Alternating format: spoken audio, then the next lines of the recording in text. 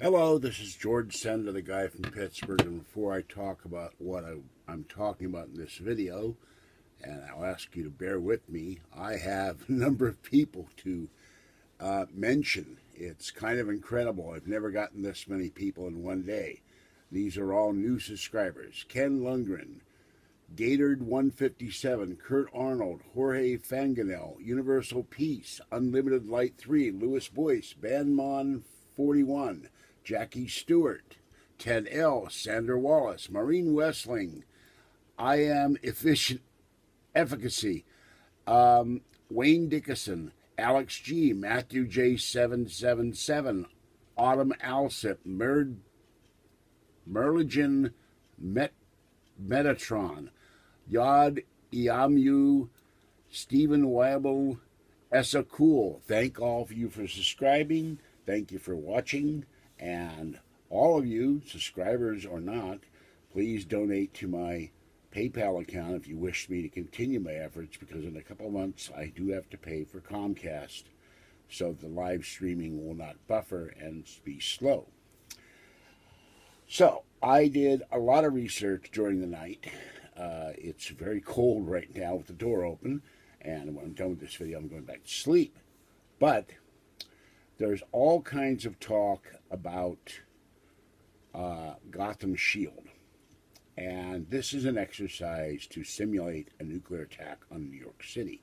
Now, it happens to coincide with a blackout that happened yesterday in New York in the subway, San Francisco and BART. Only one station was knocked out, by the way, and Los Angeles, where the airport was knocked out and power outages through much of LA. And one report on one YouTube video said there was a blackout in Kentucky. I can find no evidence of that happening. And of course, immediately, this is a false flag.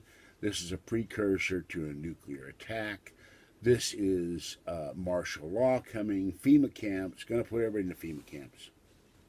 The usual BS. Remember Jade Helm, that was a bust. Nothing happened. So the government and the military prepare for these eventualities all the time. Before World War II, they called them cases. And they would have case white, case orange, case red, case purple, on an attack in the U.S. by the British, the Japanese, the French, the Germans, the Australians, the Canadians, the Mexicans. These are all scenarios. What do we do if this power attacks the continental U.S. or our bases? This is nothing new. Now, we have the threat of nuclear attack from North Korea and Iran. And there's also talk about, was this a hacking event from China or Russia? And they ignore Iran because Iran has a huge number of hackers working to attack infrastructure, computers, and other things around the world, not just us. But I don't know. I don't see any evidence this was a hacker attack. Now, there is a question in my mind. Con Ed was managing to get portable generators on the streets to provide power to the subways so people could leave. Most people were stuck in their trains for an hour and a half, but BART and Mayor Ed Lee of San Francisco, in their usual incompetent way, did absolutely nothing. The city continued to be blacked out till about 4:30 yesterday afternoon. I don't know about Los Angeles. Holy cow, I got a mosquito in here. But I do have another question. I've done my research. I remember it happened in 65. I remember it happened 73, 77. New York City has blacked out, not just for one little section of subway, but the entire city. And in 1965, covered up by the media, covered up by the power officials who claimed that one was at a substation at Niagara Falls where UFOs were seen hovering over that station before the blackout by dozens of witnesses, including a giant UFO. The late Donald Keogh and James, oh God, I had my mind to go earlier and it's gone now. Anyway, a major USO researcher testified before Congress on the effects of this. Oh, James McDonald. And they maintained that this 65 blackout was caused by UFOs hovering over the Niagara Power Station. Another blackout was caused by switching in Ohio. So this happens frequently, not conspiratorial, not false flag. I swear one day if I ever have the money, I'm going to buy me a parrot, put it in a big cage. I'm only going to teach it to say 2 words, false flag, false flag. And every time Alex Jones or one of these clowns on YouTube claims that this, that, or other event is a false flag, I'm going to pull out the parrot and go have it say false flag for 5 minutes. Because it's silly. Not every event, every conspiracy, every terrorist attack, every potential terrorist attack, every exercise a false flag event from 9/11 to God knows what.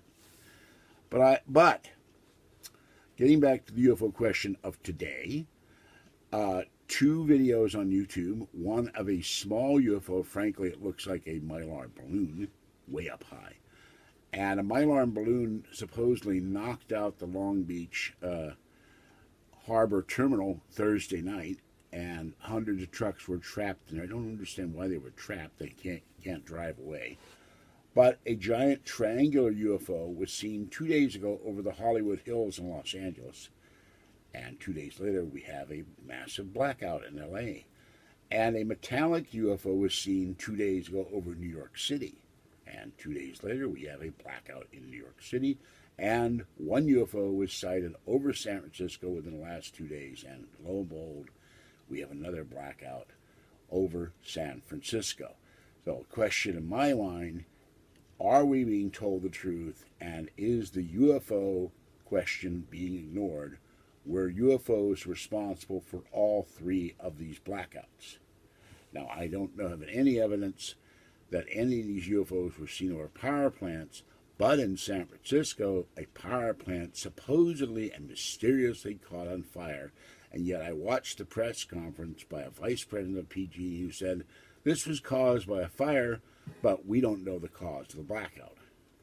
So how can you determine right away it was caused by a fire, but we don't know why the substation stopped working and caused the whole city to black out effectively?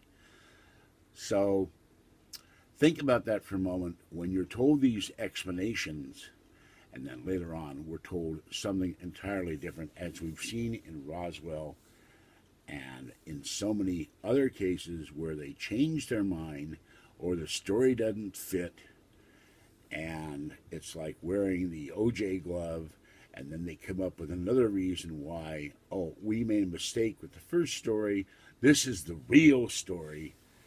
And 9 times out of 10, it's all BS to make you believe what they're trying to tell you, because frequently they don't know what the hell caused it all, but they won't admit that we don't know. All right, this is George Senda, the guy from Pittsburgh. Have a safe day. Get prepared. Build yourself an emergency kit. I'm guilty of it. I don't have it yet because of money.